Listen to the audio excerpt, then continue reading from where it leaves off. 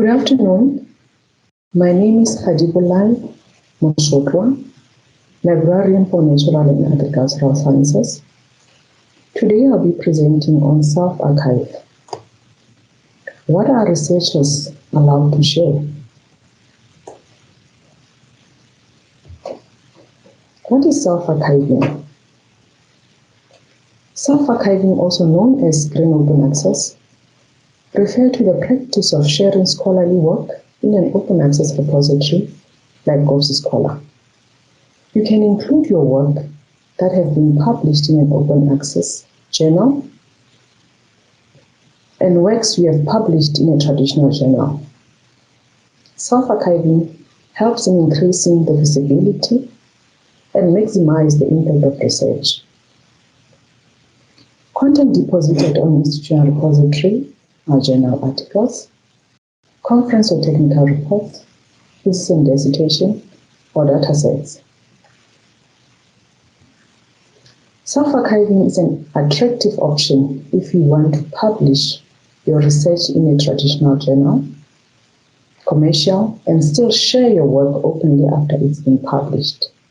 However, some commercial journal publishers don't allow self-archiving immediately after publication. In this case, you should negotiate your publication contract to allow for self-archiving.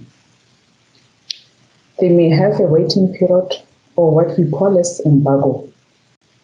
It allows you within 6 to 12 months to work on your research, and if you want to publish with other publishers, in that period, the publication won't be available to the entire community. Only the abstract will be available in there. Negotiating your publishing contract can be relatively easy, and some publishers have self-archiving rights built into their work by default. It is important to look carefully at your agreement. Many authors do not realize what rights they are signing away, or that they can negotiate the terms of their publishing contract. We strongly encourage exploring your options for negotiating with publishers. Check their website for copyright and archiving policies, and keep a copy of your publication agreement so you can easily verify terms of sharing your work. Or you can use Chaperone to check their policies.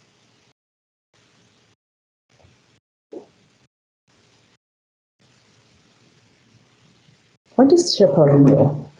If you know your rights, this tool will be handy for you. Chaperone is a unique database that helps you know the rights that specific journals will allow you as an author to retain. One needs to check the D-Head Accredited Journal list to see if the journal is accredited, but also Chaperone, with this platform, you'll be 100% sure that whatever that you find in there, you don't have to doubt. Checking through the Chaperone, what you need to provide on this database, you provide the journal title or the ISSN, and then search to see what copyrights are available for you. Can you put this information on your institute repository? All that information you will find on Chaperone. You will quickly see if you can retain copyright and which version of your work, either a preprint, postprint, or publisher version you can post or self-archive, and where, plus any special conditioning you will need to follow. You can use the information you find to guide your decision on which journal or journals to choose for your publication. Chaperone is an online resource that aggregates and analyzes publishers' open access policies from around the world and provides summaries of publishers' copyright and open access archiving policies of a journal by journal on a journal by journal basis.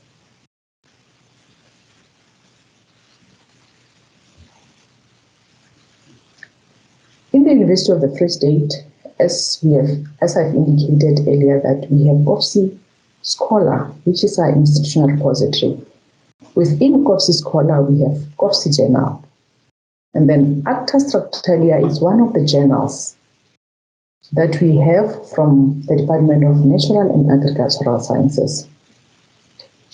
Acta Structilia is an open access journal which hosts content that are freely available without charge to the user or his or her institution. Users are allowed to read, download, copy, distribute, print, search, or link to the full text of the article or use them for any other lawful purposes without asking prior permission from the publisher or the author. Acta Structilia is published annually by the University of the Free State.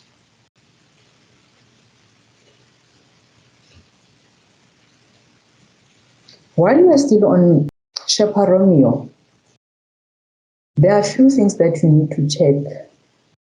If the journal that you are looking for, is it possible to archive it on the institutional repository? The important things that you need to be cognizant of. The pathway includes open access publishing. It doesn't have no embargo, which is Acta Structilia. And then the copyright also, it's CC BY. Copyright remains with the author. And it's archived in the institutional repository like GovC Scholar. The condition includes linking to the publisher version with digital object identifier. And the publisher source must be acknowledged. Creative Commons licenses are public licenses. You can use them to indicate what other people are allowed to do with your work. Each work is automatically protected by copyright, which means that others will need to ask permission from you as a copyright owner when you are a researcher. And then CC BY is the most open license. It allows the user to redistribute, to create derivatives, such as translation, and even use the publication for commercial activities provided that appropriate credit is given to the author and that the user indicates whether the publication has been changed.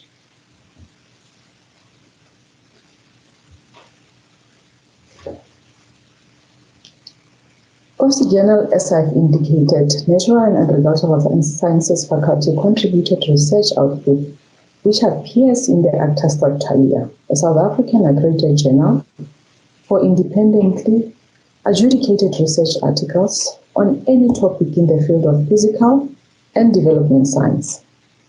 Each peer-reviewed article is indicated as such in the journal. Articles available on this journal covers architecture, urban and regional planning, quantity surveying, construction management and project management, building economy, engineering and property or community development.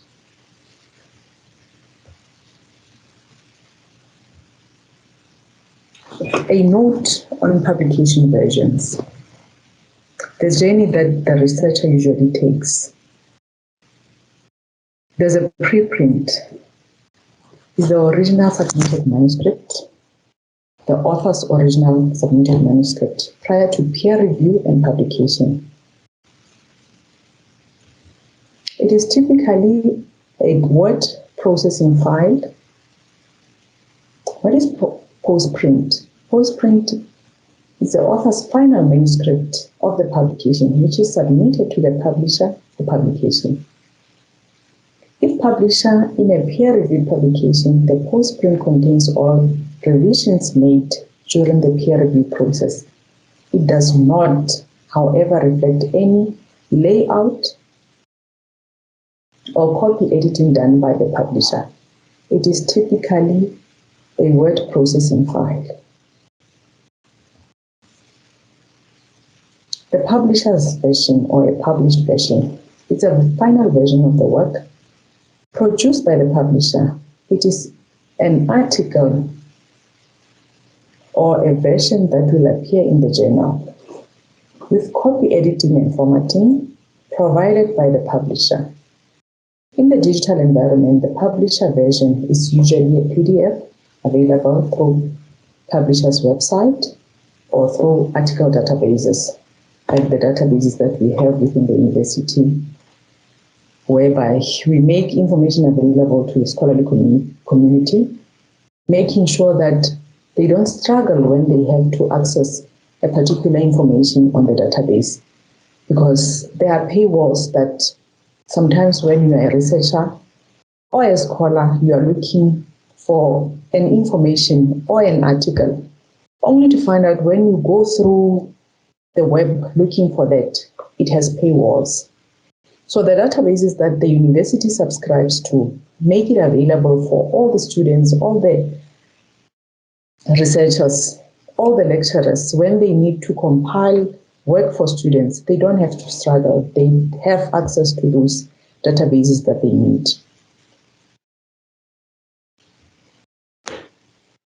A note on plagiarism. Authors are sometimes concerned that by making their scholarship openly accessible over the internet, their work are more susceptible to plagiarism. But when a work is made openly available, it also makes plagiarism easy to detect. As open access advocate Peter Suba puts it, open access deters plagiarism, might make plagiarism easier to commit.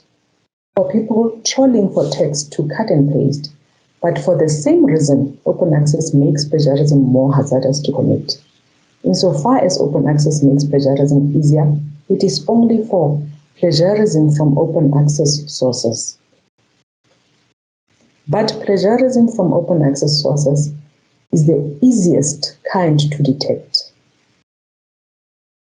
Not all plagiarists are smart, of course, but smart ones are steering clear of open access sources because they know they'll be caught. Archiving before publication. Some authors also wonder whether self-archiving an unpublished work, e.g., conference proceedings or graduate thesis and dissertation, will affect its likelihood of publication in the future. Many publishers will consider publishing a work that expands on or is adapted from a previous self-archived work. For example, if you self-archive a paper, present it at a conference, but then later substantially revise it and decide to submit it to a publisher, this would usually be considered a new work, not necessarily a prior publication. If you are thinking of publishing your work in a traditional scholarly journal, you should check the prior publication information or the journal before self-archiving. Most traditional scholarly publishers do not publish prior publications. Publishers' attributes about this topic vary considerably by discipline. So check first before you take that decision. The benefits of self-archiving. Why do we advocate for self-archiving? In the institution right now, we have a repository librarian who's responsible for making sure that all the research output that are available in the university, the students and all the users that need that information have access to that. But looking at the benefits of self-archiving, researchers can make their scientific work freely and easily accessible to the scholarly community. Making a research article accessible by self-archiving will significantly increase the article's visibility and also increase the number of potential citations. It saves the researcher time and effort. When an article is freely available, it decreases personal requests for the article.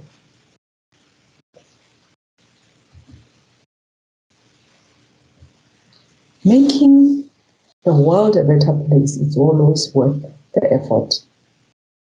Every self-archived item brings out one more research publication available to a greater number of researchers who would otherwise be partially excluded from such scientific knowledge because of the high price of journals. At the same time, scientific knowledge becomes available to larger audiences, both nationally and internationally. So those are the benefits of self-archiving.